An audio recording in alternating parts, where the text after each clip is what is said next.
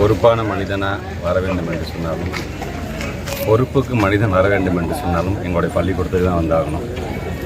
ஆக இன்றைக்கு ஒரு வேட்பாளராக நான் இதுவரைக்கும் ஓட்டு போட்டிருக்கேன். ஒரு எம்எல்ஏவாக நான் ஓட்டு போட்டிருக்கேன்.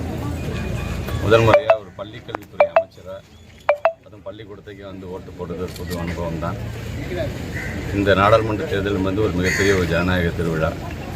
அந்த திருவிழாவை பொறுத்த வரைக்கும் இன்றைக்கு தமிழ்நாட்டை பொறுத்த வரைக்கும் நம்முடைய மாண்புமிகு திராவிட மாடல் அரசு நடத்தி கொண்டிருக்கின்ற தமிழ்நாட்டுடைய முதலமைச்சருடைய கரத்தை வலுப்படுத்துகின்ற விதமாக ஓட்டு கேட்கும்போதெல்லாம் எப்படி ஒரு எழுச்சியோடு எங்களை வரவேற்றார்களோ, தாய்மார்களுடைய அந்த வரவேற்பு, அந்த ஆதரவு.